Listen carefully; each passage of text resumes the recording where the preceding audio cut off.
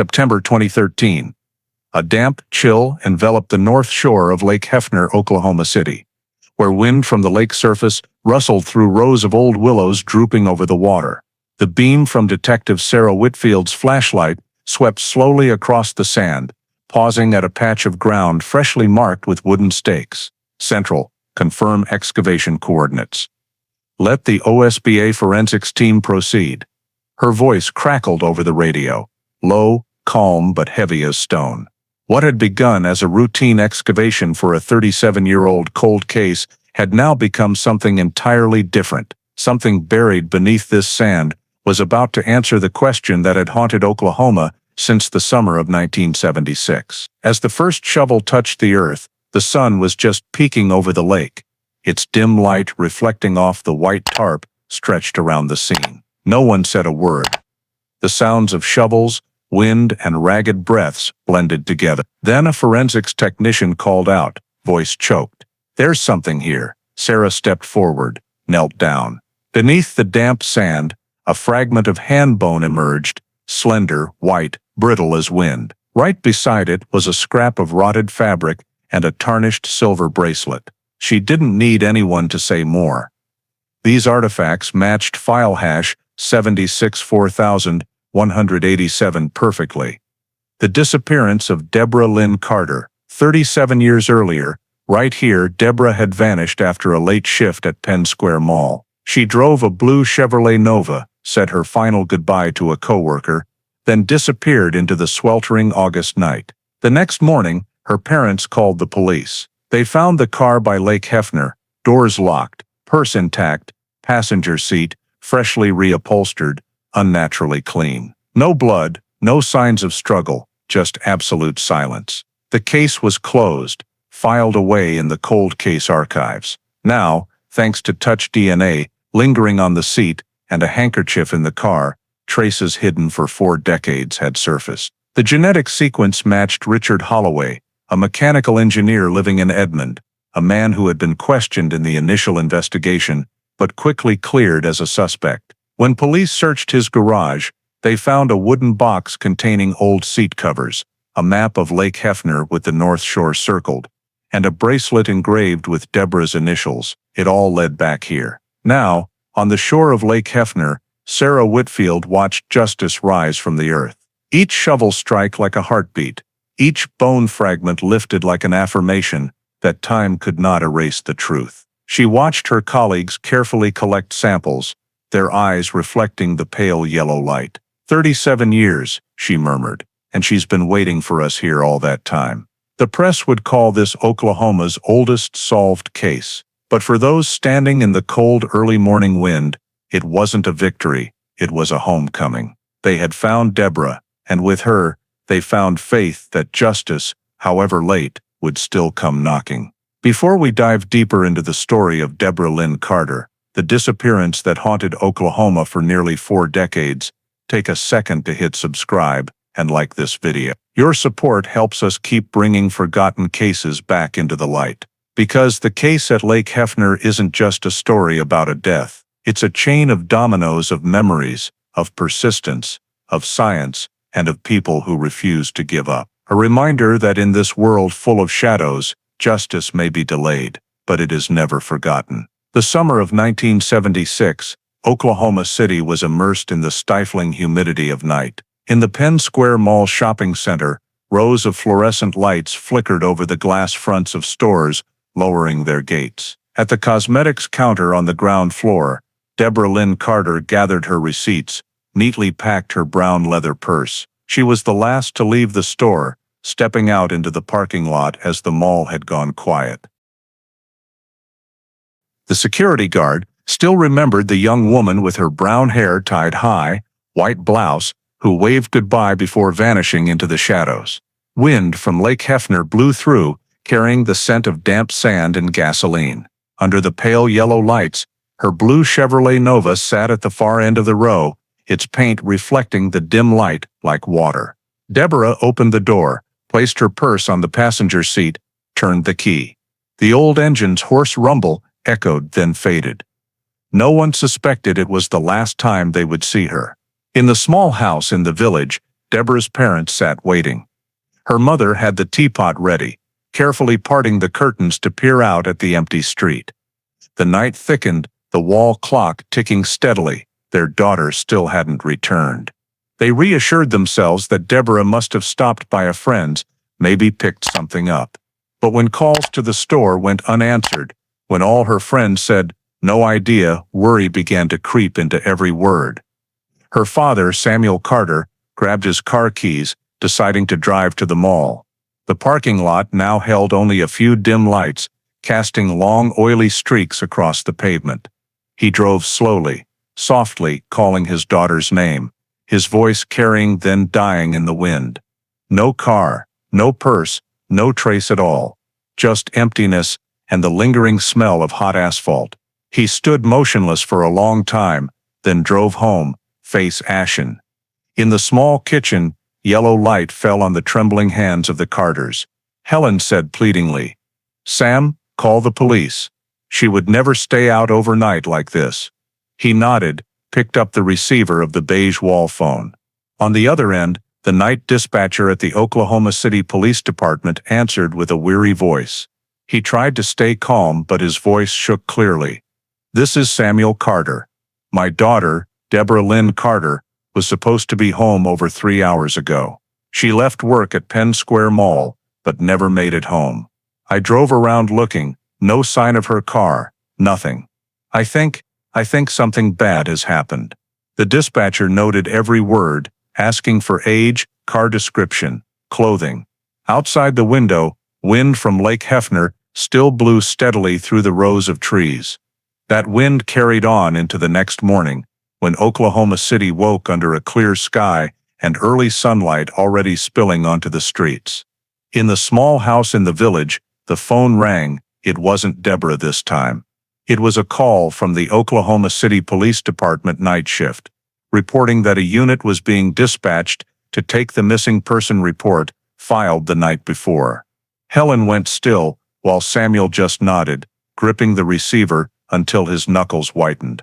2 officers in uniform arrived minutes later. One middle-aged, sturdy build, introduced himself as Lieutenant Harold Nance, head of the missing persons unit. With him was young Officer Terry Blanchard. They said little, asking only the necessary questions. How tall was Deborah, hair color, what she wore when she left, any habits of stopping somewhere after work. Samuel answered each one, voice hoarse after a sleepless night. "She never went far without telling us," he said. "She came straight home after every shift. Last night, we waited past midnight." Nance jotted notes quickly in his notebook, then scanned the small house, eyes lingering on the photo of Deborah on the wall, a smiling brown-haired girl holding her graduation bouquet. Nance drove straight to Penn Square Mall, where Deborah worked. The mall, open only a few years, was the city's pride, but that early morning, it looked unusually quiet. The parking lot nearly empty, save for a few janitors. The night security guard, Mr. McMillan, was still on shift. He remembered the young woman from last night, clearly. She waved to me, had a brown purse, headed toward the west lot. No one with her, no one following. He even remembered, when she started the engine, the headlights flashed briefly, then went out, as she turned onto the main road.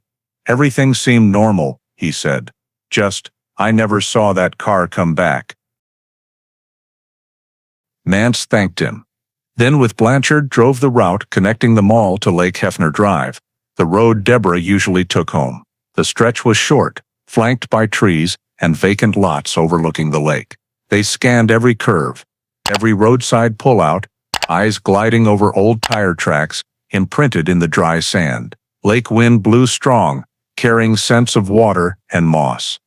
When they reached the vacant lot on the north side of the lake, Blanchard signaled to stop. In a secluded corner, not far from the main path, something gleamed blue under the sun. They approached. It was the rear end of a Chevrolet Nova, faded paint, caked in dust, but still recognizable as that signature blue. Nance slowed, heart pounding as he saw the license plate match the info from Mr. Carter. The driver's door ajar, no signs of forced entry. Inside the car, The driver's seat was still adjusted for a petite woman. The brown purse sat neatly on the passenger seat, wallet, keys, a small notebook, all still there. Deborah's jacket folded in the back seat, everything unnaturally clean, no dust, no debris on the floor. Nance leaned in, sniffed faintly. The sharp tang of solvent hung in the air. He touched the seat cover, new vinyl, smooth and glossy, unlike the rest of the interior. "Someone just reupholstered this seat," he said, voice low. Blanchard scanned around, eyes alert. No signs of struggle, but it's not natural for someone to vanish, leaving the car like this. They checked the lot. Just overlapping tire tracks, hard to identify, and faint footprints blurred by wind-blown sand. Nothing suggested Deborah walked away on her own. Nance stood, gazing at the lake's rippling surface reflecting the noon sun.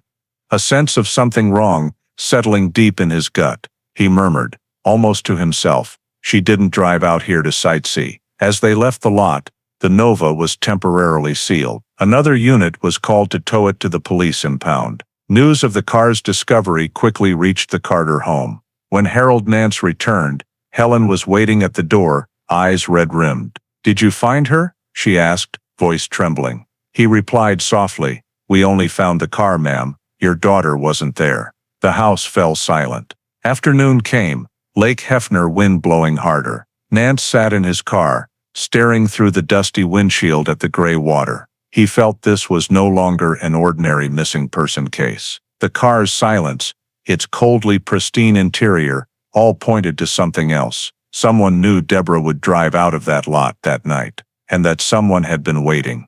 Before dark, Nance keyed the internal radio, reporting briefly to his superior. Static crackled faintly, his voice dropping. "Car located. No Deborah, no signs of voluntary departure. I think we need to prepare for the worst." The sun climbed higher, casting harsh light down on Lake Hefner. The police had cordoned off the entire lot where Deborah's Chevrolet Nova was found. Wind from the lake blew relentlessly, making the yellow tape billow and snap dryly. Lieutenant Harold Nance, in a thin shirt, stood by the blue car, eyes squinting against the sun. No one spoke much, just the steady click of Polaroid flashes as the crime scene tech documented every detail. The car seemed never to have moved from that spot since last night. The right front tire sunk slightly into the sand, red dust coating the undercarriage. Driver's door ajar, no pry marks on the handle, but the surface unnaturally smooth. "Someone wiped this down real good," Nance said, lightly tapping the paint with his pencil tip. Inside, light through the windows revealed everything starkly. Interior clean to an abnormal degree, like washed with chemicals. Passenger seat had new covering, stitching even and tight, brighter than the rest of the car. When he opened the door, the smell of solvent and fresh vinyl hit immediately. Officer Blanchard gloved up, bent low to check the floorboards. He shone his flashlight into every crevice, then said quietly, "No blood, no hair." But this, he used tweezers to pluck a thin brown fiber stuck under the driver's seat. Nance signaled to bag it, labeling evidence 001. In the trunk, they found a brand new rubber mat, rubber scent, still strong. Under the mat, a few damp sand grains and flecks of silver paint, mixed with dust. Blanchard shivered faintly. "She never kept her car this clean herself," he said. Nance nodded slightly, stepped back a few paces, surveying the whole. He'd handled many missing persons cases, but never a scene this tidy. No struggle, no signs of fight, no missing property. Every detail as if someone had tried to erase the story that unfolded in the car, leaving only a perfect shell. "Get close-ups of the passenger seat and steering wheel," he instructed. The tech raised the Polaroid, snapping a series, prints developing in faded colors under the sun. In the photo, light glare highlighted polished spots on the dashboard. "This area's off too," the photographer said, pointing to the plastic trim. "Dust here's thinner than elsewhere, like it was just scrubbed." Nance noted in his book, "Solvent smell, new seat covers, white marks, no robbery, no struggle," all pointing to one possibility: Deborah wasn't randomly attacked. She was lured by someone she knew, or subdued, right as she got in the car. A police tow truck pulled up at the lot's edge. They hooked the Nova's frame, lifted it off the ground, tires spinning lightly to reveal sand impressions. Nance crouched, examined closely. Front tire treads showed short skid marks, not deep, like sudden braking, then abrupt stop. Beside them, a large man's shoe print, just the toe clear. Wind picked up, sand starting to cover everything, forcing him to signal the forensics team to wrap samples immediately. The techs used adhesive tape to lift fibers, sand grains, and shoe prints. Everything sealed, numbered, bagged in OSBI logoed paper sacks. As the car was towed away, the lot was empty again, just 2 tire ruts etched in the sand. Noon, Nance and Blanchard drove to headquarters, solvent scent from the evidence bags still lingering in the car. They stopped at the tech room,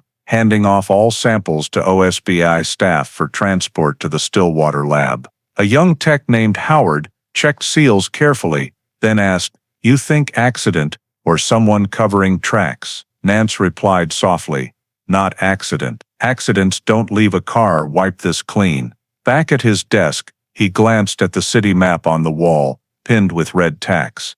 Penn Square Mall, where the girl left, and Lake Hefner, where the car was found. Between them, just a straight 8-mile shot.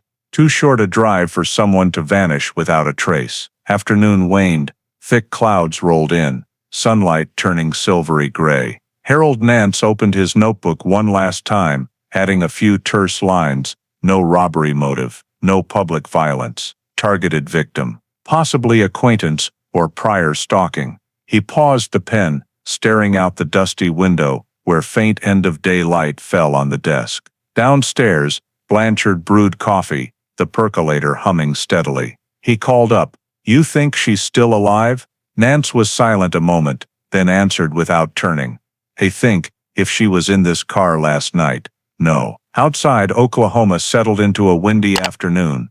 On the desk, Polaroid photos showed every detail: new seat covers, buffed surfaces, odd trunk mat. The first puzzle pieces of the case had emerged, and Nance knew, from this moment, it was no longer a missing person. It was an assault, concealed with absolute cleanliness, and the one behind it knew exactly what they were doing. Wind from Lake Hefner blew through the afternoon, dusting the entire scene with fine grit. Harold Nance sat in his car, glancing in the rearview where the lake gleamed with blinding silver light. In his mind, details of the blue Chevrolet Nova replayed like slow-motion film. New seats, solvent smell, intact purse, absolute silence. He needed to know what happened between Deborah leaving the mall and the car being abandoned here. Just 8 miles, but like a bottomless void. That afternoon, Nance returned to Penn Square Mall. The center bustled, but the air felt heavier as word of the missing girl spread.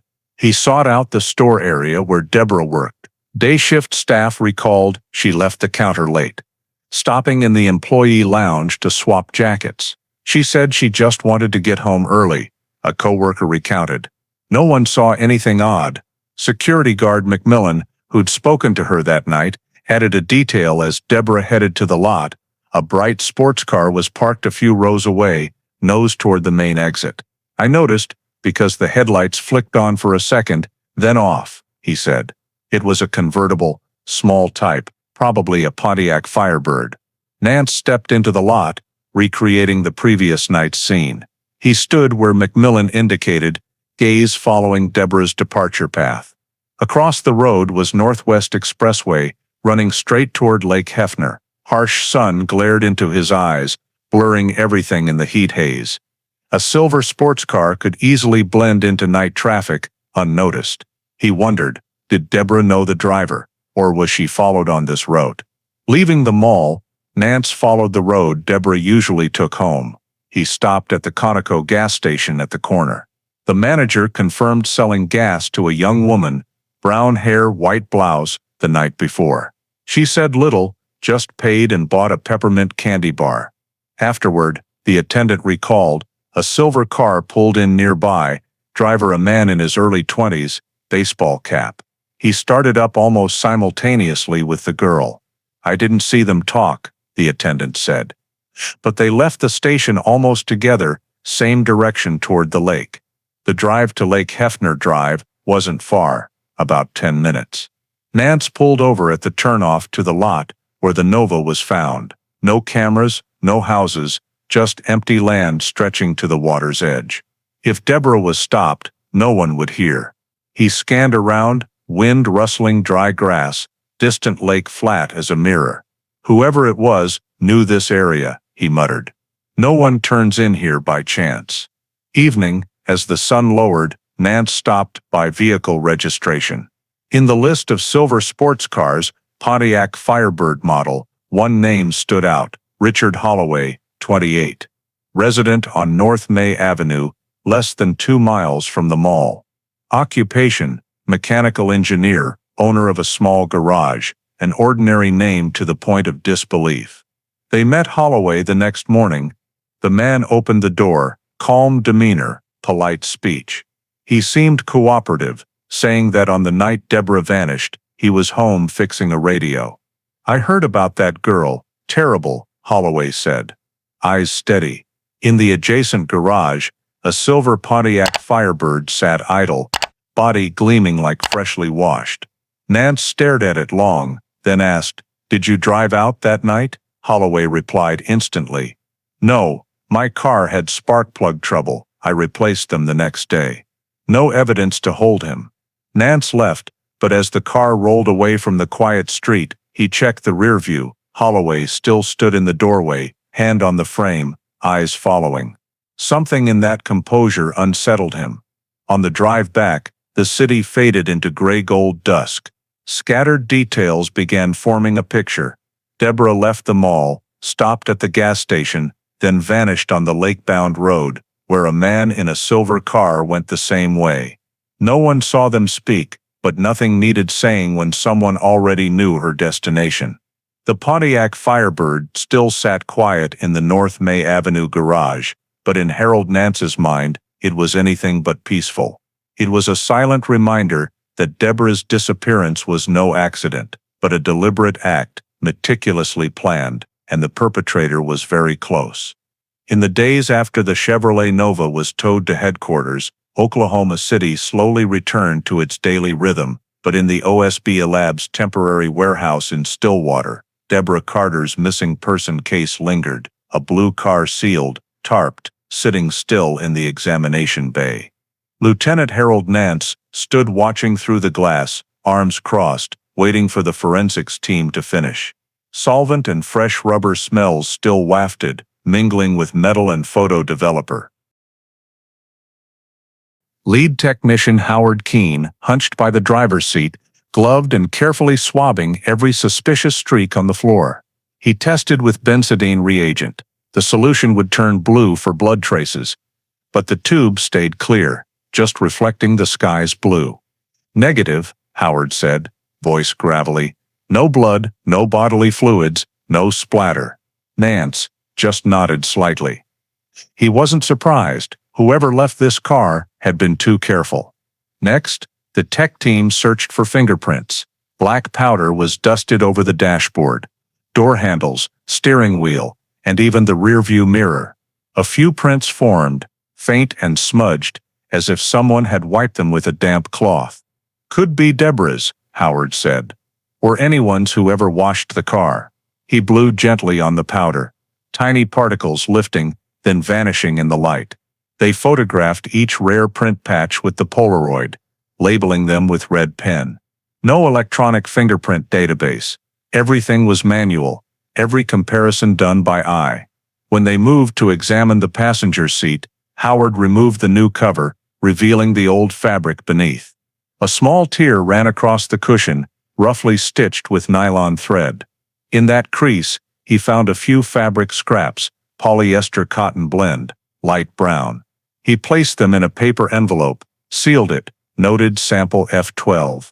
They would be examined under an optical microscope, but he already knew the outcome.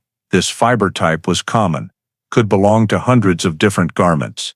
Nance circled the car one last time, eyes lingering on the trunk.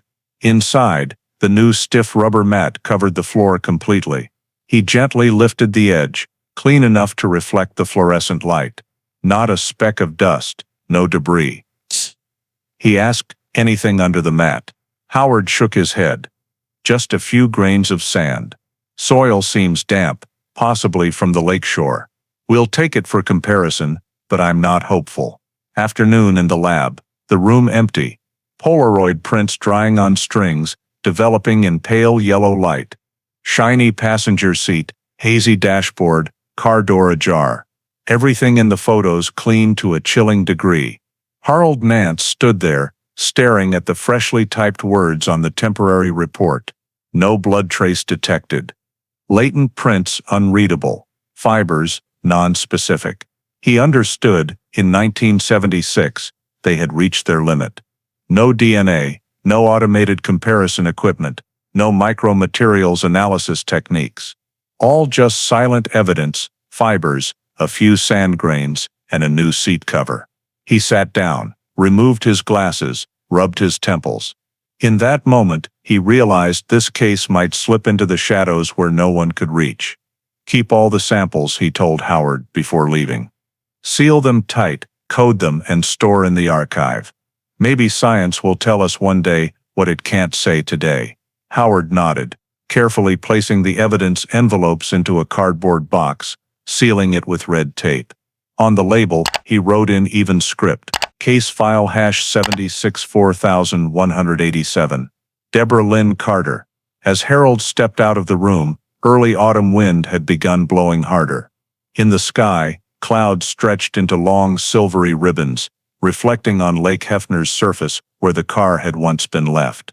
He paused in the hallway, gazing at the steel board listing hundreds of case codes along the wall. Missing persons, unsolved murders. Among them, #764187 had just been added. Tucked neatly between rows of other numbers, he knew, in another era, with different technology, those fibers, those sand grains, might tell the story he couldn't hear now. But today, everything stopped here. And that sealed box would be stored away, waiting for another generation to open it, when technology could give voice to Deborah Carter's silence. 2 days after the Stillwater lab sent the preliminary report, Lieutenant Harold Nance sat back in his small office, staring at the evidence board. The cold typed lines offered no comfort, no blood, no fingerprints, no DNA. Everything unnaturally clean. He believed someone had processed the car, and if someone had wiped away traces, they surely had taken the car somewhere for servicing. Oklahoma City then was a growing city, but the repair service network still simple. Most shops and upholstery places were family businesses, records handwritten. Nance and Officer Blanchard spent the entire morning driving streets around Penn Square Mall, asking every mechanic shop, every car wash, if anyone had brought in a blue Chevy Nova in the past week. They had only one description: newly upholstered passenger seat, strong solvent smell. After hours of inquiries, they stopped at Midwest Auto Upholstery, a small shop on May Avenue.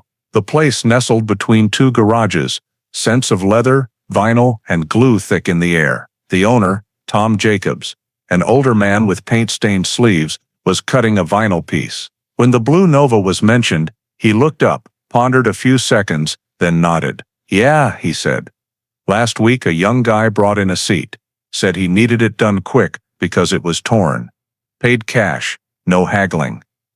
I remember, because few want same-day service." He went to the back room, rummaged through a thick stack of handwritten receipts, then pulled out a yellowed sheet. Nance took it, eyes scanning the scrawled lines. August 14, 1976. Reupholster passenger seat, Chevy Nova, customer R. Holloway. The name made him freeze. Richard Holloway, mechanical engineer, small garage owner on North May Avenue, the man with the silver Pontiac Firebird. Nance looked up at Jacobs. "Did he bring the whole car?" "No, just the seat," Jacobs replied. "He removed it himself, put it in his trunk. I asked why not wait. He said he had to work, would pick it up that evening." "He seemed in a hurry?" "Very. The seat smelled strong, like stuck with some chemical. I offered to deodorize, but he said just cover it, no need to clean." Nance thanked him, signaled Blanchard to photograph the receipt. As they left the shop, no one spoke. Outside, harsh sun beat down on the road, reflecting off the silver paint of passing cars.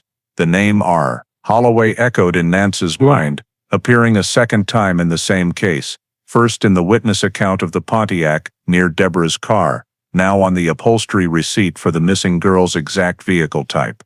That afternoon, they went to Holloway's garage. The man came to the door, face composed. When Nance showed the receipt, his eyes flickered briefly, then regained natural calm. "Oh right," Holloway said, voice even. "I did bring a seat there, not from any girl. It was an old one I bought from a junkyard to replace in my Firebird. You can check." He gestured to the garage, where the Pontiac sat, body dusty. The passenger seat inside was black, completely different from the bright vinyl on the receipt.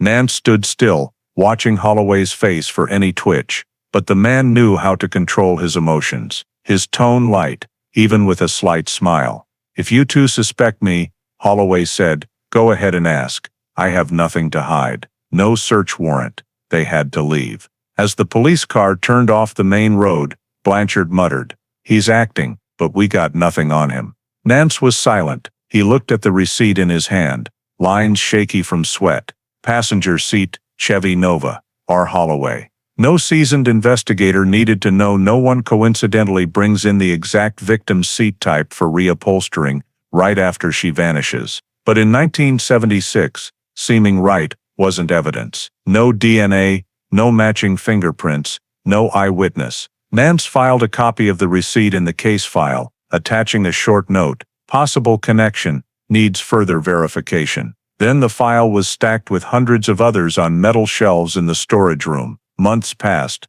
then years. New cases, new faces piled up. File hash 764187 stayed put in the bottom drawer, amid paper dust and musty smells. Richard Holloway expanded his garage, became a respected man in the neighborhood, and Deborah Lynn Carter, the name that once buzzed Oklahoma City, faded like ink on the old receipt, leaving only a faint red stamp. Case UN resolved. The case cooled, leaving unanswered questions behind, and in the chilly archive, a small sheet of paper lay still, waiting for someone to rediscover it, to weave that thin thread into real evidence.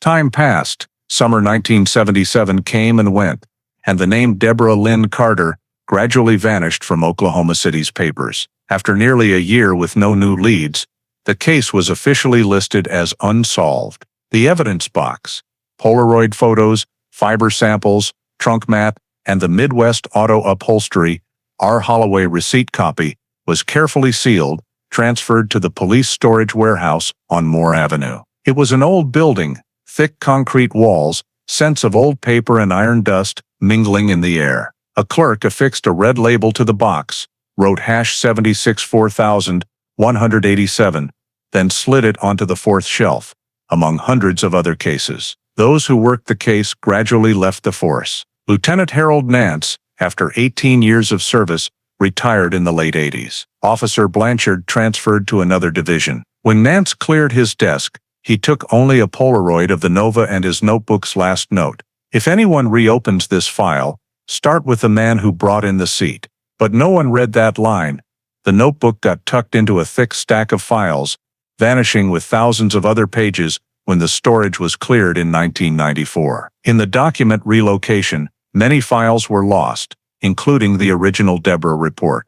The Carter family never stopped hoping. Each year on the day Deborah vanished, Samuel and Helen sent handwritten letters to the police room requesting reinvestigation. They received polite but cold replies, no new evidence, no new witnesses. Each time, the response letter was folded, placed in the drawer with their daughter's photos, the brown-haired girl beaming beside her blue Chevrolet. By the late 90s, Deborah's parents both passed away, taking with them the belief that their daughter was never found. For years, the case was just a code in storage. Into the early 2000s, as OSBI modernized archiving, thousands of old files were digitized, but hash 764187 still wasn't entered. The evidence box stayed in place, sealing tape yellowed, handwriting fading over time. Then in 2012, a new chapter opened. The Oklahoma State Department of Justice approved the Cold Case Initiative program, allowing reinvestigation of unsolved cases from before 1980. Oklahoma City Police formed a small unit, a few young investigators trained in modern DNA techniques. On their first day, they went to the Moore Avenue warehouse, where dim lights cast over tall, dusty shelves. One new investigator, Sarah Whitfield, found Deborah's old file box. She bent to read the faded label, Deborah Lynn Carter, missing person, 1976. As Sarah lifted the box from the shelf, a thin layer of dust on her hands scattered into the weak light, like forgotten memory fragments over 3 decades, coming alive. Inside, everything intact, fiber samples in brown paper envelopes, scene photos, and the R. Holloway receipt copy. She realized this wasn't just an old missing person case, but an opportunity for those silent evidences to speak through technology the previous generation lacked. As she set the box on the table, relabeling it Cold Case Review 2012, Sarah didn't know she'd just unwittingly restarted a journey thought closed forever. And from that dim warehouse, Justice's voice, buried for 37 years, began to echo again. The Moore Avenue storage room that morning was as quiet as ever, only footsteps echoing between metal shelves. Detective Sarah Whitfield set the old file box on the table, brushed off the thin dust, then peeled away the darkened yellow tape, aged by years. The number #76 4187 printed on the worn paper label, nearly faded, but still legible enough. She'd heard much about unsolved cases from her father's era, but few imagined these things preserved so intact. As Sarah opened the lid, scents of old paper and car leather wafted out. Inside were evidence envelopes, yellowed Polaroid photos, and a typewritten document stack from an Olympia typewriter. Each piece marked with red ink, the previous generation's handwriting, neat and meticulous. On top was the crumpled Midwest Auto upholstery receipt, scrawled lines clear, reupholster passenger seat, Chevy Nova, R. Holloway. She paused, rereading the customer's name. That name had been on Lieutenant Harold Nance's initial suspect list. She gloved up with nylon, opening each old sealed envelope, a brown fabric sample, a trunk mat scrap, and especially a small bag with a light-colored seat cover piece. The sealing tape intact, inside note reading. Passenger seat sample, OSBI, 1976. What surprised Sarah was the sample's good preservation, dry and clean, showing the old hands had worked meticulously. She called the OSBI forensics lab in Stillwater, asking if they could analyze old samples with touch DNA technology extracting lingering epithelial cells from object surfaces. The lab tech on the line paused, then replied, "If the seal's intact and no contamination, we can try. Send it ASAP." Sarah placed the seat fabric sample and the handkerchief from Deborah's car into a transport box, signed the handover log, then drove it personally to the lab. It was a nearly 100-kilometer drive through windswept fields. She thought of the old cop, Harold Nance, and the patience he must have carried lifelong. Maybe he never imagined science would one day speak for the evidences he once helplessly stored. Back at headquarters, Sarah began digitizing the file. She scanned each typewritten report page, each Polaroid scene photo. On screen appeared the Chevrolet Nova by the lakeshore, police tape fluttering in wind. She zoomed the car interior shot, pausing at the passenger seat, new stitching, glossy cover lines. A chill ran down her spine. 37 years passed, but the one who did it remained unnamed. That night, in the small cold case unit office, desk lamp lit the spread documents. She reread old testimony from Tom Jacobs, upholstery shop owner. The man who brought the seat was R. Holloway.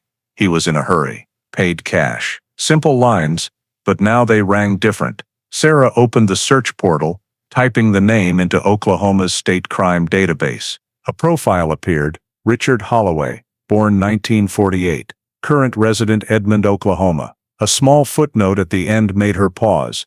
Arrested for DUI, 2005. DNA sample stored in CODIS. Sarah leaned back, heart pounding. A DNA sample in the database. An intact sealed sample from 1976. 2 points of a straight line, connecting past and present. She noted in her book, Send Seat Fabric and Handkerchief Samples, Touch DNA. Expected results, 4-6 weeks. Cross-reference CODIS, Richard Holloway. Then she closed the file, sitting silent in the room, with only the fan's steady whir. Outside the window, wind from Lake Hefner direction, rustled the thin curtain. In that moment, Sarah knew this case, thought asleep nearly 4 decades, just awakened. And this time, those old evidences would speak for themselves, retelling the story humans in 1976 had to abandon midway. 40 days after Sarah sent the samples to the OSBI Stillwater Forensics Lab, a sealed envelope returned to the Cold Case Unit headquarters in Oklahoma City. Outside, just a short line, Laboratory Report. Case #764187. She opened it slowly, thick report paper, crisp black type. Midway on the first page, a bold line stunned her. Touch DNA profiles successfully extracted. Male contributor, complete 21 locus match. For over 3 decades, those samples were just proofs of silence. Now, from the passenger seat fabric and handkerchief in Deborah's car, they'd found a complete biological trace of a man. Genetic markers so clear the tech team checked 3 times to ensure no cross-contamination. Sarah read on, heart racing to the final section. Profile submitted to CODIS. Result, positive match with DNA reference sample. Richard Holloway, DOB 1948. In that moment, the room seemed to still. That name, Richard Holloway, from a faint line in the old file, now became an absolute forensics match. The match probability noted clearly, 1 in 5.8 trillion. No coincidence. No mistake. Sarah set the paper down, sat silent a moment. Outside the glass, late afternoon sun gilded the parking lot, light blurring with her breaths. She picked up the phone, dialed the Oklahoma County Prosecutor's office, her voice calm but firm. We have DNA results. Matches Richard Holloway, initial suspect in the 1976 Deborah Carter disappearance. On the line, a pause, then Prosecutor Mark Mendel replied curtly, "File for surveillance warrant. This is the moment we've waited 37 years for." That afternoon, Sarah met confidentially with 2 other agents in the office. They spread the entire old file on the table, Polaroid photos of the Nova by Lake Hefner, the R. Holloway upholstery receipt, Tom Jacobs's testimony. She pointed to the glossy passenger seat photo, where OSBI found the DNA. He wiped every trace but forgot what no one in 1976 knew, epithelial cell marks, she said. The technology didn't exist to catch him then, but now it's different. Next morning, the police team quietly planned surveillance. Holloway now lived in Edmond, North Suburb, in a small house with a neatly tended garden. Neighbors described him as quiet, former industrial machine design engineer, early retirement. No one knew the composed man was once a name in a young woman's disappearance file, nearly 4 decades ago. From an unmarked car, Sarah watched the house through telephoto lens. Holloway usually went to the yard each morning, brewed coffee, tended a few flower pots, nothing suspicious, except the habit of driving his old pickup out every late evening, heading toward Lake Hefner Parkway, then returning after about an hour. "He still drives around the lake," Sarah said softly, eyes still through the lens, like someone who never leaves his crime. 3 days later, she filed for a search warrant at county court, attaching all forensics results and chain of custody proof from 1976 to now intact. Prosecutor Mendel presented to the judge, "We have a continuous chain of evidence, from items recovered in the victim's car to the 2005 DNA profile stored when Holloway was arrested for DUI. The match confirms the same man. This is no longer a missing person. This is murder." By the end of the day, the warrant was signed. Sarah looked at the red seal on the paper, feeling as if she had just closed a circle spanning 4 decades.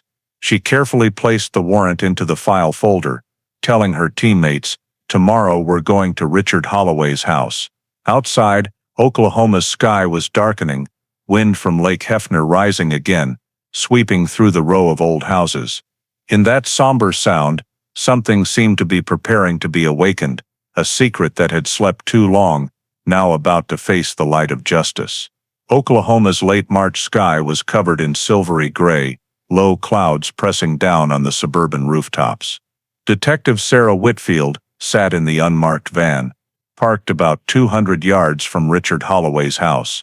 The telephoto lens on the tripod pointed straight at the single-story ivory-painted house, with a wooden fence and neatly mowed lawn like something out of a magazine. From the outside, it was just the home of an old man living peacefully after retirement. But to Sarah, every door, every window could hide a piece of the past. In the morning, Holloway appeared as usual, wearing a khaki jacket, holding a coffee mug. He walked along the grass path, stooped over picking up dry leaves, his gait slow. If you didn't know the story, no one would believe that silver-haired man had been in the file of a 1976 disappearance case. But Sarah didn't see a kindly old man.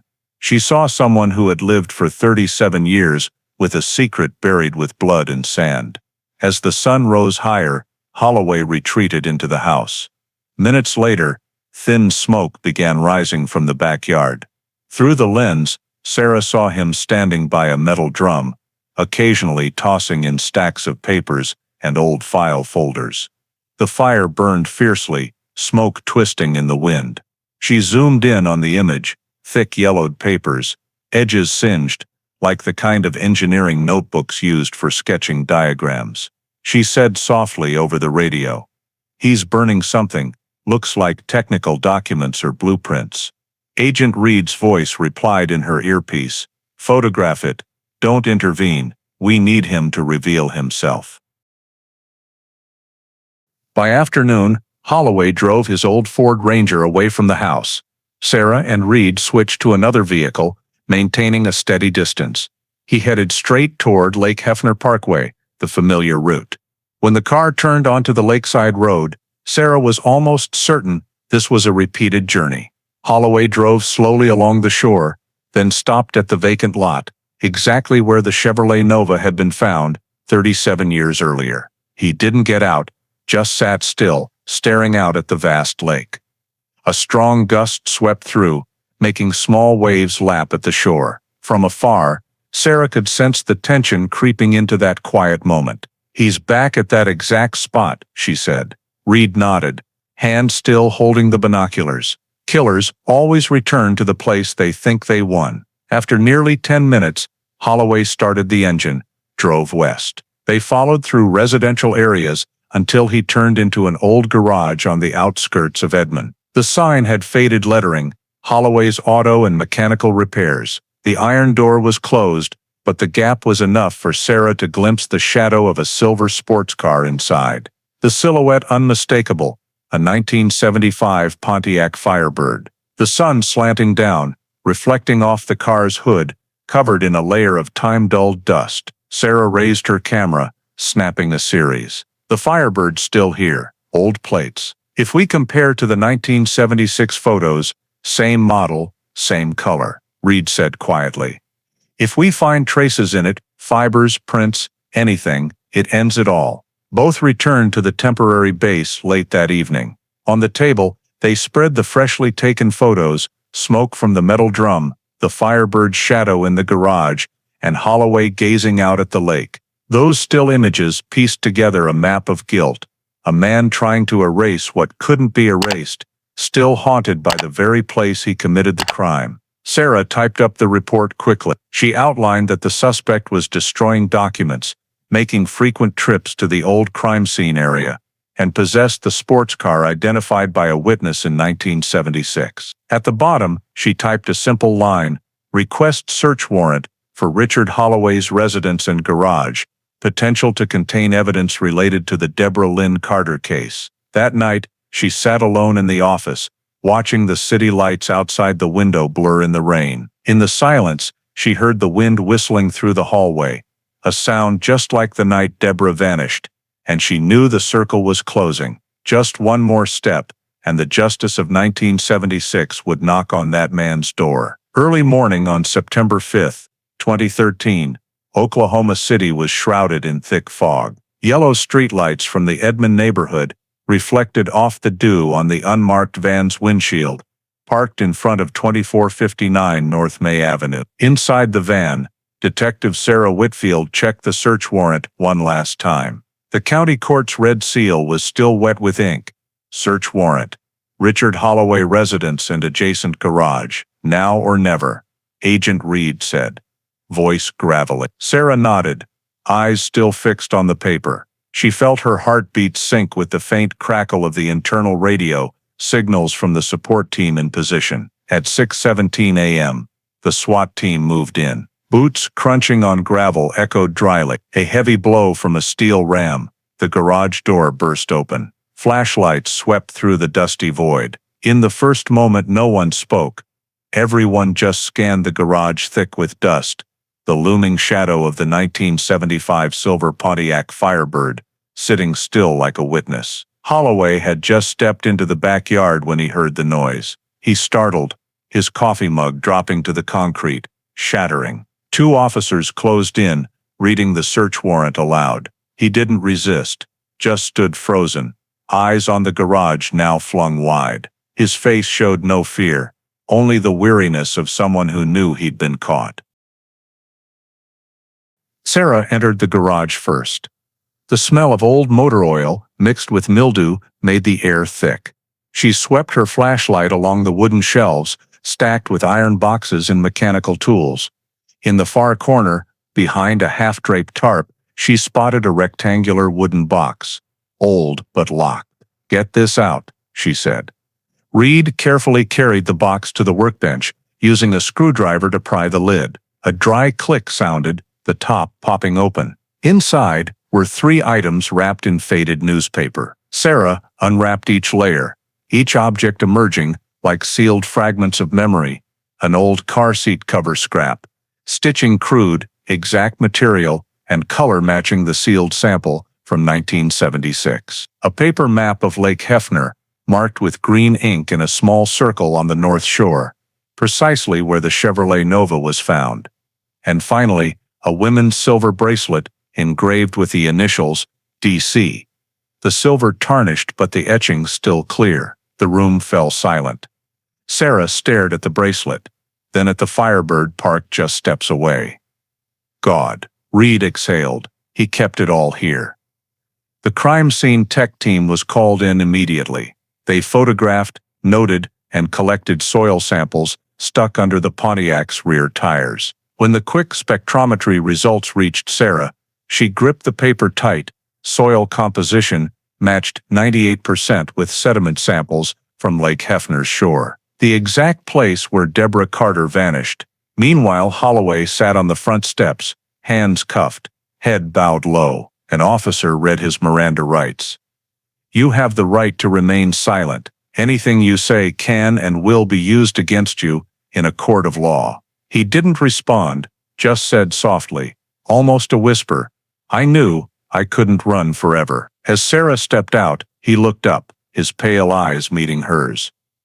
"What did you find in there?" "What you've kept for 37 years, she replied, voice even, and what Deborah never got the chance to say. A prisoner transport van pulled up in front of the house, rear doors opening. Holloway rose slowly, stepping as if each footfall carried the weight of his past. As the door closed, Sarah watched, a mix of chill and relief rising in her chest. The crime had been unlocked, just like that wooden box, only this time, no one could lock it away again. That afternoon, in the cold case unit's evidence room, the items seized from the garage were laid out neatly on the table. Seat cover scrap, Lake Hefner map, silver bracelet, and soil sample. Each bore a piece of the truth, hidden too long. Sarah signed the seizure log, looking up at the board on the wall. The line #764187, active case, had just been bolded once more.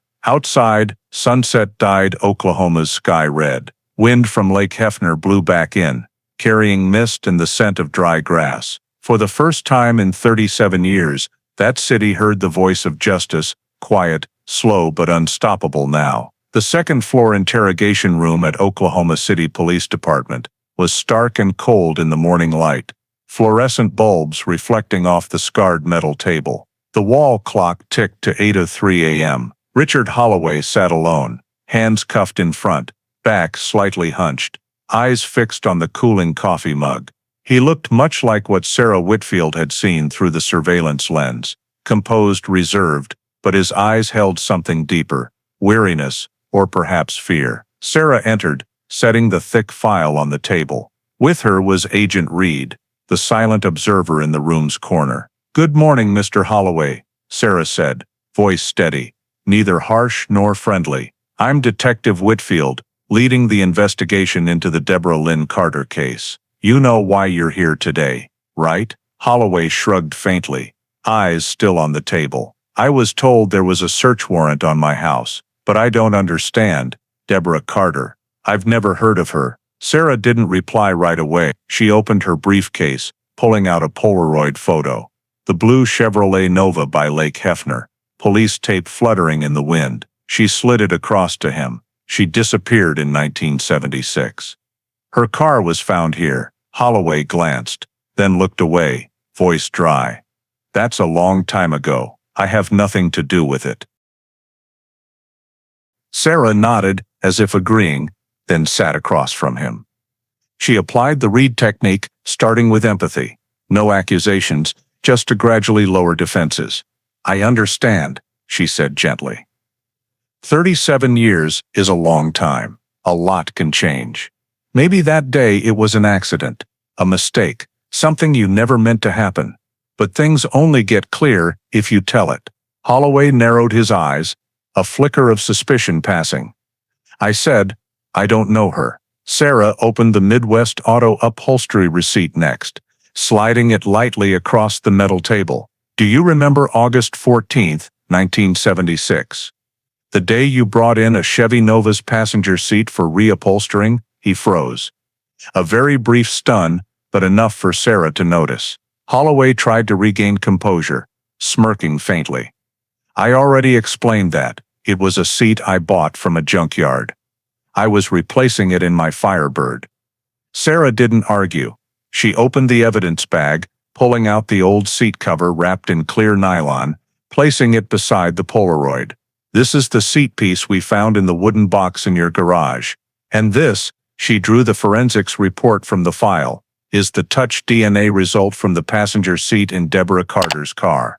The DNA sample matches 21 loci with yours, stored in CODIS from 2005. Random match probability is 1 in 5 trillion.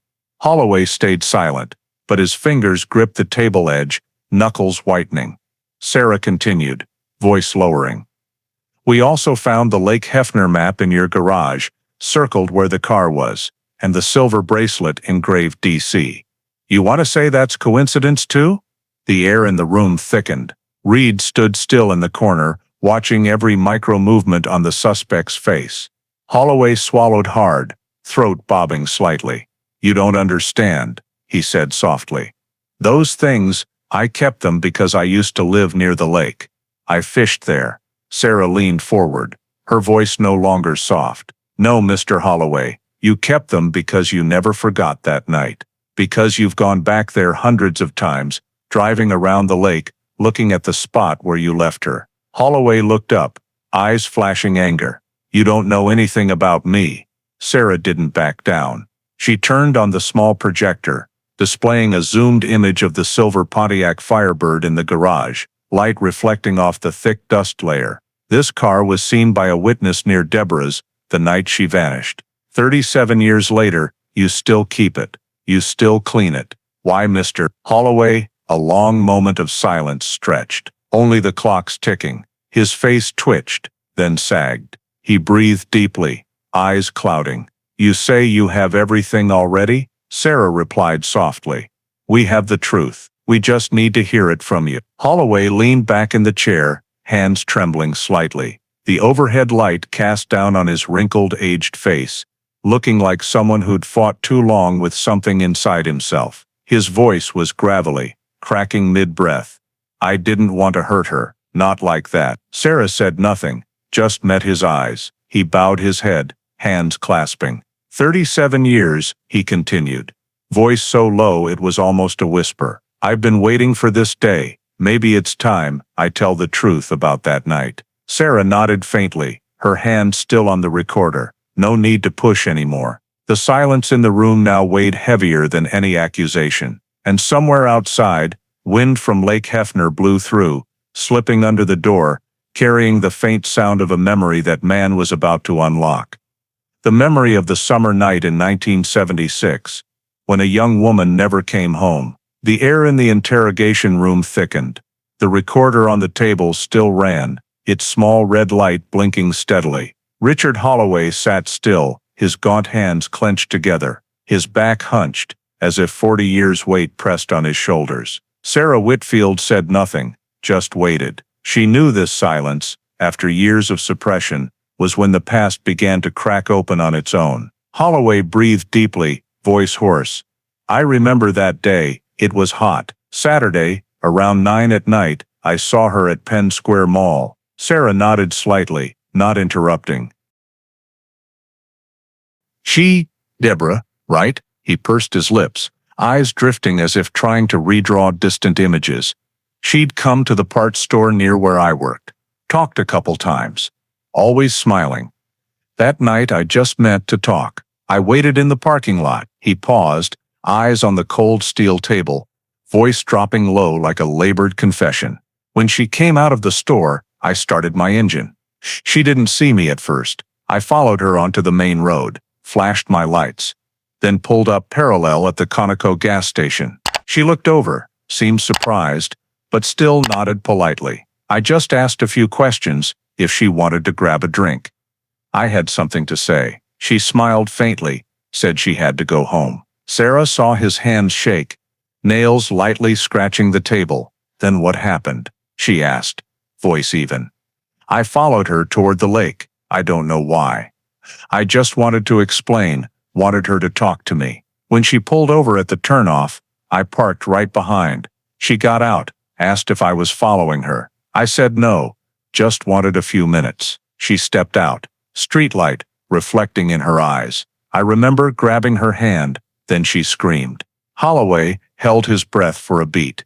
Sarah saw the tremor in his wrist, fingers curling as if touching an unerasable memory. She fought back, slapped me. I just meant to hold her, didn't want her to leave. But I gripped too hard. She slipped, fell, head hitting the car door. I heard a sound, like bone breaking. Then silence. The space shattered in his heavy breaths. Sarah said nothing. Outside, wind whistled through the window crack, sounding like lake waves lapping.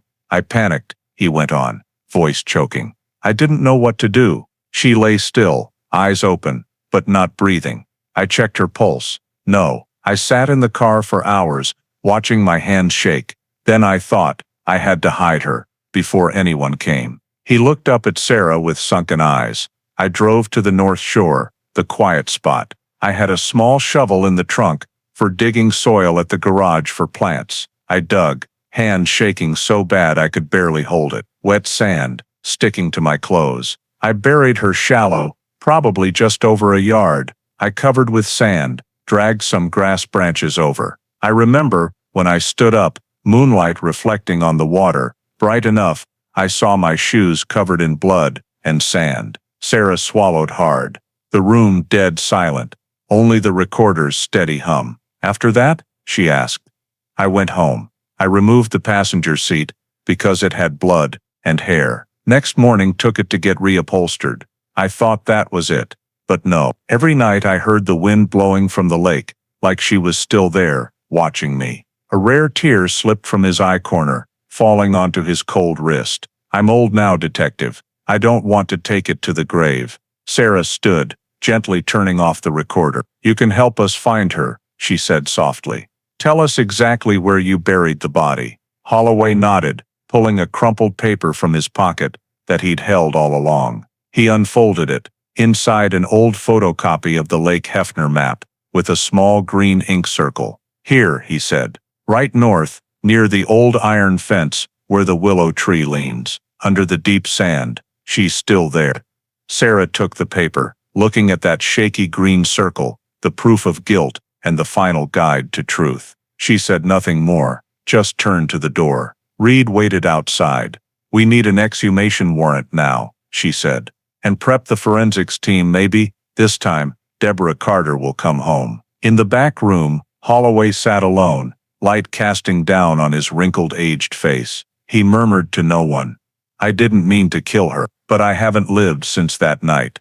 Outside, gray clouds stretched across Oklahoma's sky. In Sarah's hand, the small green ink circle on the old map now carried the weight of 37 years of guilt, and the final meeting point between justice and the soul of a forgotten girl. Oklahoma's sky was dull gray.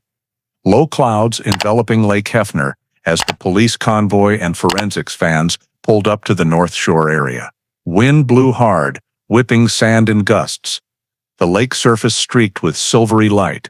On the vacant lot near the old iron fence, the exact spot Richard Holloway had marked on the map, the OSBI technicians set up white tents, cordoning off the excavation zone. Sarah Whitfield stood at the edge of the area, gripping the file tightly. She had read that map a dozen times, but standing before this place, she still felt a lump in her throat. After 37 years, the spot where Deborah lay was finally about to be revealed. As the forensics team began digging, the air was deathly still, only the sound of shovels piercing the damp sand. The scent of fresh earth rose, cold and musty. Lead technician Michael Ross signaled the team to move slowly, layer by layer. "No one use heavy force," he instructed. "Everything here could be decayed, fragile." Sarah stood nearby, eyes fixed on the excavation site. Each time the shovel blade hit the ground, she held her breath. Around midday, as weak sunlight filtered through the willow branches, a call rang out. "Something here." A technician knelt, using a small brush to sweep away fine sand. Beneath it emerged a small ivory-colored bone fragment. They stopped, placing a flag marker. Continuing to dig, a few more bone pieces gradually appeared, the clear shape of a human hand. No one said a word. Sarah knelt by the pit's edge, gazing at the bone joints mingled in the sand. She knew she was witnessing the moment Lieutenant Harold Nance, who had once investigated this case, had waited a lifetime for. Not long after, they found a piece of off-white fabric, nearly rotted away, mixed into the soil. When brought into the light, the faint fibers shimmered, likely shirt material. Not far away, a thin metal necklace chain peeked out. Sarah recognized it immediately, a popular women's chain style from the 1970s. The tech team collected all samples, placing them in plastic boxes, labeling each location. When the last nylon bag was sealed, wind from the lake blew hard, making the police tape flutter with a rustling whisper. That afternoon, the bone samples were rushed to the OSBI Stillwater lab. Meanwhile, Sarah contacted Mercy Hospital, where old patient records were stored. Helen Carter, Deborah's mother, had been treated there in 1985. In the medical file, a small tissue sample was still preserved per the era's new regulations, reference biological sample. It was the only chance for comparison. 4 days later, the report reached Sarah. The thick envelope, carefully sealed. She opened it, reading each line, eyes stopping at the bolded conclusion. DNA extracted from skeletal remains matches maternal reference sample. Probability of relatedness, 99.998%. She sank into her chair, hand still clutching the paper. No one needed to explain. She understood the meaning of that number. 37 years later, Deborah Lynn Carter finally had a name in the coroner's file. Not missing person, but identified victim. That afternoon, Sarah returned to Lake Hefner's shore, where the small pit had been neatly refilled. The sky was clearer, weak sunlight covering the water. She stood still, listening to the gentle waves and rustling dry grass. In the wind, she imagined hearing a voice, very faint, like a thank you. "We found you, Deborah," she said softly, almost a whisper. "Now you can rest." In the distance, the last yellow tape strips were removed, folded away. The forensics vans left the area, leaving only the calm lake surface, where the truth had finally been called by its right name. The cold case unit's evidence storage room that morning was brightly lit. Old file boxes, dusted over nearly 4 decades, now opened and rearranged into a complete chain, from the 1976 seat fabric samples to the 2013 DNA report. On the long table covered in white cloth, forensic staff and prosecutor Mark Mendel stood around, renumbering each item. Each nylon bag, each paper envelope, each Polaroid photo carried a small piece of the truth, and now, all were linked together. Sarah Whitfield entered, carrying a thick, carefully bound document stack.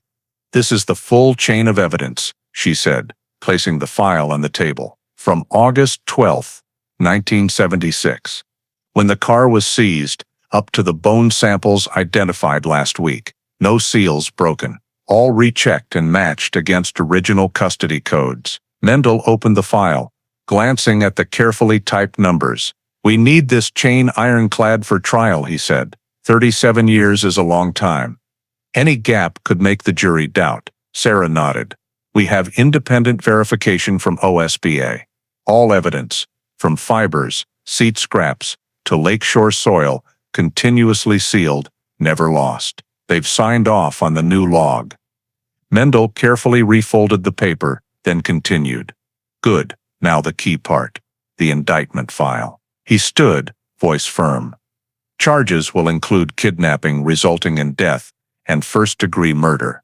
The acts occurred on the night of August 14, 1976, but no statute of limitations for first-degree murder. We have the confession, DNA evidence, matching physical items, and now the victim's body.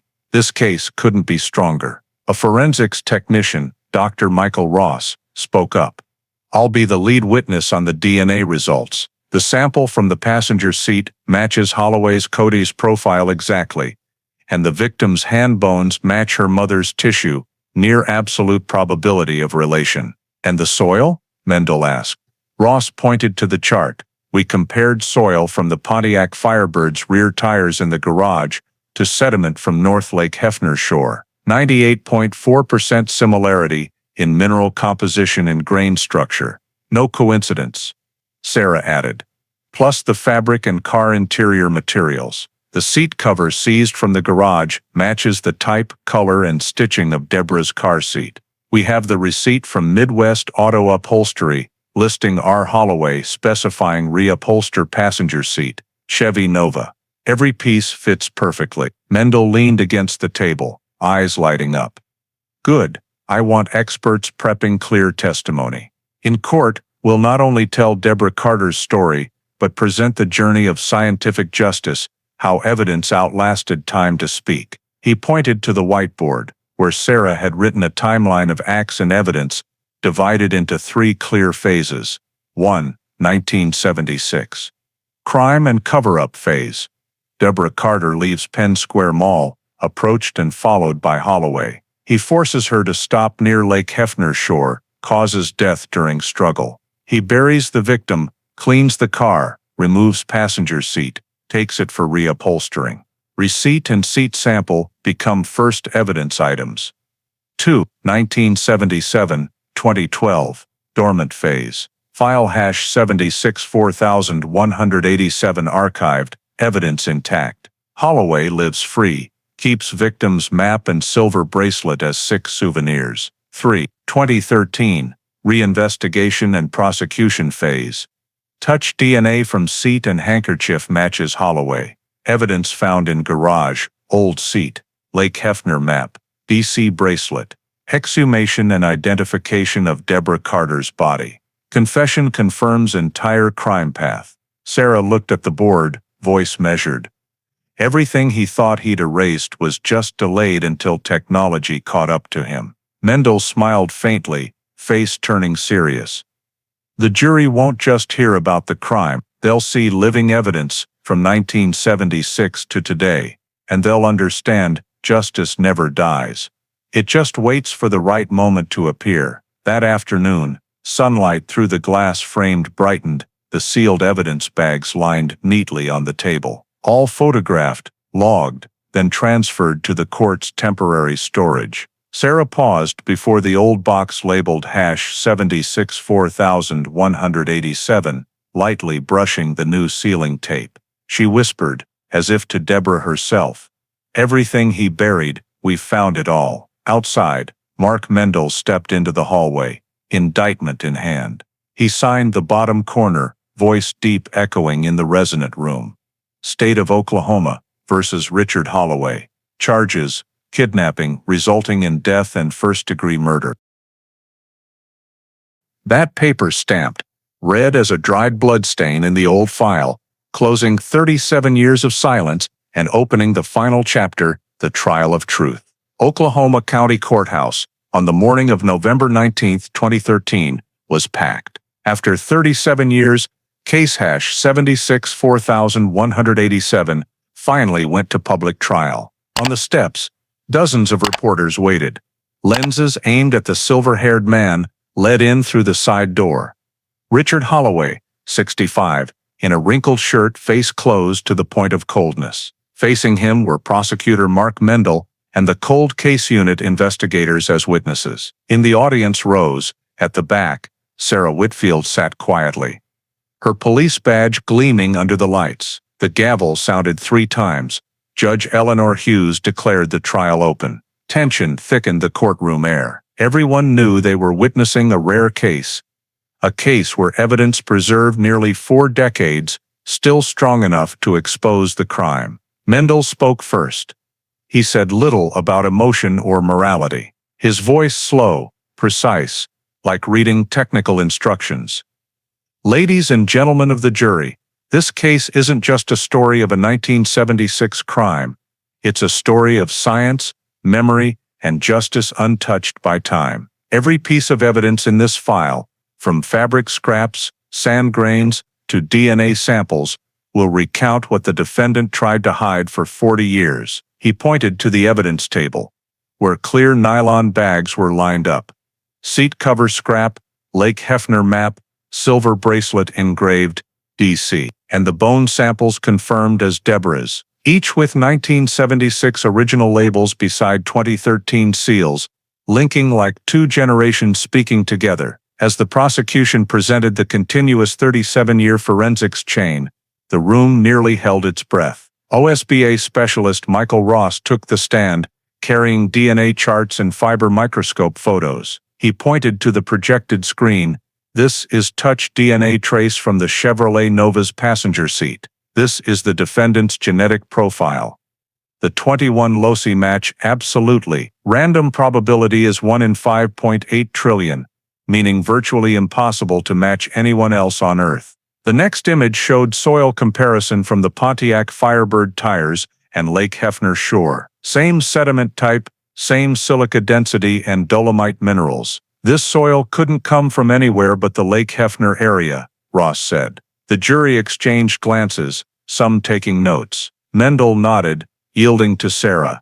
She stepped up, holding the old file. "I'm Detective Sarah Whitfield," she introduced. "In 2012, I found the sealed evidence box from Deborah Lynn Carter's disappearance, all intact. When technology allowed, we let science speak for her." She opened the Polaroid photo of the car by the lake, placing it beside a new photo of the silver bracelet from the garage. Same location, same evidence. Not a word changed, now we can just hear it clearer. For the defense, seasoned attorney Grant Lowell rose. He smiled faintly, adjusting his glasses, then began countering. "Your Honor, I don't deny scientific progress, but touch DNA isn't absolute proof. This sample stored 40 years. Any minor contamination from custodians, investigators, even air, could create a foreign DNA strand. You going to convict a man on a time-worn sample?" He turned to the jury, voice rising.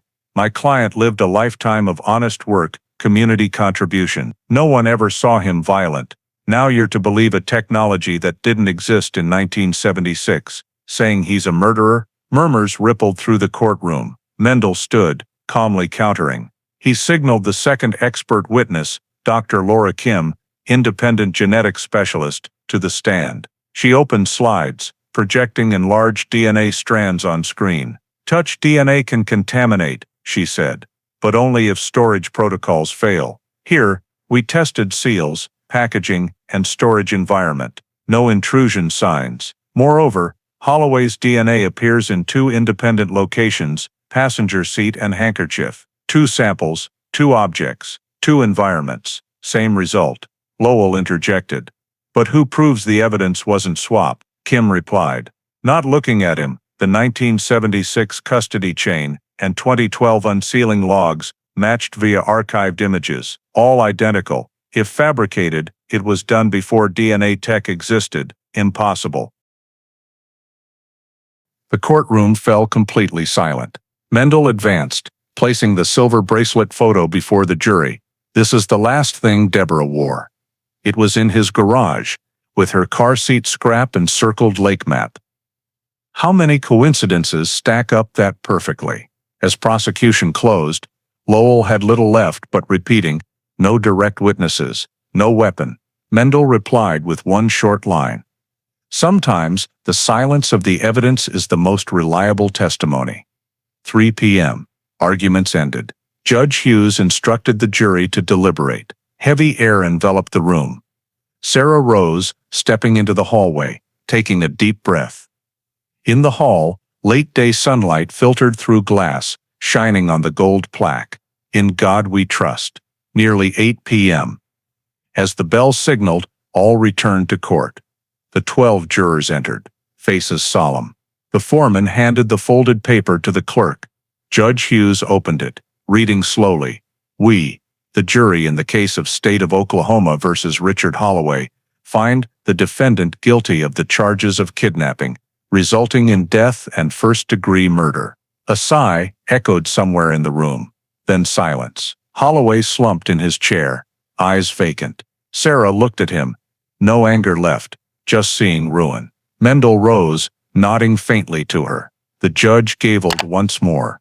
Sentencing in 1 week. Court adjourned. Outside, Oklahoma's night stretched. Streetlights, reflecting off the old building's windows. Sarah stepped onto the steps, hearing wind from distant Lake Hefner. She looked up at the sky, murmuring. Finally, after 40 years, Deborah Carter's voice had sounded. Not in words, but in truth preserved by science. Justice came late, but it came. And this time, it wouldn't leave. Winter morning 2013, Oklahoma City colder than usual. Outside the county courthouse, press vans lined the curb again, antennas raised in the biting wind. After 8 hours of deliberation the night before, the jury had reached verdict. Today, the court would sentence Richard Holloway, once a model engineer in Edmond community, now facing justice as a killer. The courtroom packed. Front rows for victim's family. No Carters left alive. Just a few old neighbors who'd posted Deborah flyers all summer 1976. Behind, cold case unit, sat with prosecutor Mark Mendel. Sarah Whitfield, who'd recovered the full file, stood quietly near the exit. As Holloway was brought in, he looked aged beyond the previous appearance. Wrinkled orange prison shirt, silver hair tousled by wind. But his eyes held no defiance, just emptiness of one knowing what's coming. Chains clinked softly as he sat.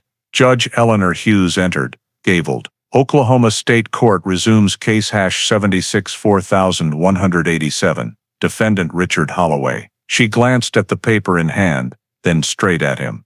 Yesterday, the jury reached unanimous verdict. Today, we read the result and imposed sentence. The court clerk rose, voice steady echoing in the heavy space. We, the jury in the case of State of Oklahoma versus Richard Holloway, find the defendant guilty of the charges of kidnapping, resulting in death and first-degree murder. Verdict guilty. No one said a word. The room held only the click of camera shutters. Mendel tilted his head slightly, as if exhaling after 4 decades of waiting. Sarah sat motionless, hands gripping the chair's edge. In that moment, she thought of Deborah, the 23-year-old woman, finishing a late shift, stepping into an Oklahoma night, and never returning. Judge Hughes continued. Based on the severity of the charges and the nature of the criminal acts, the court sentences Richard Holloway to life imprisonment without parole. The defendant will serve his sentence at the Oklahoma State Penitentiary, with no possibility of reduction or pardon. The sound of the sentence echoed through the courtroom. Some people burst into tears. Holloway remained still, hands flat on the table. Hughes looked directly at him. "Do you have anything to say before the court adjourns?" He lifted his head, eyes misty, voice hoarse. "I never thought," Justice still remembered. The room fell silent.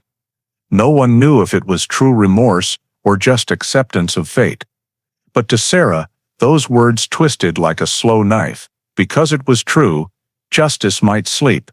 But it never fully forgot. It just waited for someone to wake it. Holloway was escorted out by police. As he passed the rows of seats, the light caught his aged, weary face. For a moment, Sarah glimpsed someone else, not the engineer, not the criminal, but a man who had lived his whole life beside the abyss of himself. The trial ended. Outside, snow flurried on the courthouse steps. Sarah lingered for a moment, gazing at the gray sky. Wind carried mist from Lake Hefner, the place where it all began and where justice was found. Mendel passed by, pausing beside her. "You did good, Whitfield," he said. "Not many cases wrap up this completely," she nodded faintly. "None of us really wrap it up, sir, but at least Deborah got to come home." Mendel fell silent, looking down at the footprints on the wet steps. "This one's going in the state's forensics annals," he said. "First time in Oklahoma, a 37-year-old case cracked by touch DNA. It'll set precedent for all the other cold files." As he walked away, Sarah still stood gazing into the distance. In her mind, the image of the blue Chevrolet Nova by the lakeshore returned, dim yellow lights, police tape fluttering. Now, no more mysteries, no more shadows. In her hand was the faded Polaroid photo Harold Nance had taken in 1976. The corner streaked with slanted light. Sarah held it up to eye level. "Beneath the scrawled Lake Hefner crime scene," she whispered. "We found you, Deborah," and justice found him. In the distance, church bells echoed through the falling snow, mingling with the wind along the lake. 37 years, a circle closed from the night the young woman vanished to the morning the man received his sentence. The Deborah Lynn Carter case closed, not just as the end of a crime, but as the beginning of a new era in Oklahoma forensics, where science, memory, and perseverance together prove that, no matter how long time stretches, the truth will rise from the earth. News of Richard Holloway's sentence spread overnight. The next morning, Oklahoma's major papers ran the headline, "Oklahoma's oldest solved case, justice after 37 years." Local TV replayed footage of the silver-haired man led from court, hands cuffed, flashbulbs popping in the snowy night. Folks in Edmond and Oklahoma City could hardly believe it. To them, Holloway had been a model of composure, a dedicated mechanical engineer, church member, the guy who fixed neighbors' cars for free. No one imagined the man they'd trusted was the one who'd killed a young woman and hidden it for nearly half a century. The whole city reeled. Those who'd known Holloway started recalling odd things they'd overlooked. The way he dodged talk of Lake Hefner, his aimless evening drives, or how he kept that old silver Pontiac like a sacred relic. A neighbor told the radio, "We've lived next door to him for 30 years. No one thought he could carry a secret that horrific inside." National outlets jumped in fast. Long analyses appeared on CNN and Associated Press, calling it a symbol of the new forensics era. Many papers compared the case to legendary tales of delayed justice, where science and human persistence outlasted time itself. Local TV aired a short interview clip with Detective Sarah Whitfield, dubbed the woman who woke the sleeping case. She said just one simple thing: "I didn't crack the case. The investigators from 1976 did. I just finished what they started." After the verdict, the cold case unit became the pride of the Oklahoma City Police Department. From a small team of a few, they expanded into an official unit with dedicated funding, specializing in reviewing old cases with preserved biological evidence. Following the exact protocol Sarah and OSBI used in the Holloway case, they began reopening dozens more from 1970s disappearances to unsolved murders from the early 80s. The press called it the Hefner effect, a new wave of justice rippling across the state. The University of Oklahoma launched a seminar on the case, viewing it as the state's first forensics precedent, a 37-year-old case solved solely by touch DNA lingering on a car seat cover. Criminology students from other states visited the evidence exhibit hall, where the seat fabric scrap, Lake Hefner map, and silver bracelet sat in glass cases. Each piece became proof that sometimes a single speck of dust is enough to change history. In May the following year, the cities of Edmond and the Oklahoma City Police Department jointly erected a small memorial plaque on Lake Hefner's north shore, right near where Deborah's body was found.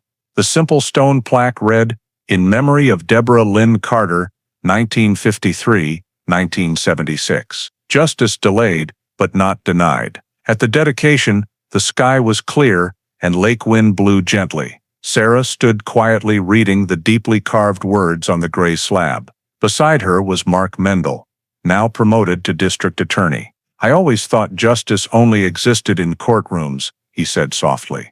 "But turns out it can start in a dusty warehouse where someone still remembers to open that box." Sarah smiled, eyes on the shimmering afternoon water. "Justice never forgets," she replied. "It just needs people who still believe it's worth waiting for." Wind from Lake Hefner swept through, lifting the white ribbon tied around the plaque.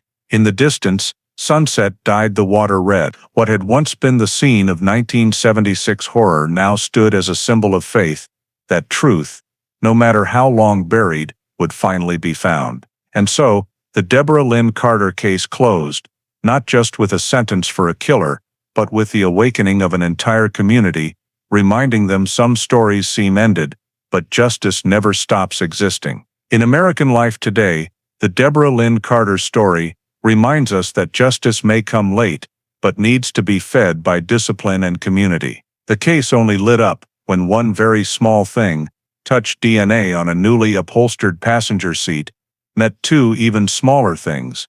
The intact #76 4187 evidence chain from 1976, and Holloway's CODIS DNA sample from a 2005 DUI violation. The real lesson: report and hold on to seemingly minor details.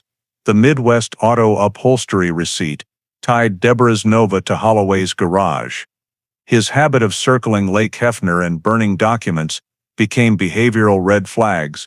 The harmless 1975 Pontiac Firebird was the linchpin with tire soil. For families and communities, if a loved one goes missing after a shift at public spots like Penn Square Mall, report immediately. Log routes, plates, receipts, neighbor cams. Don't hesitate to bother police.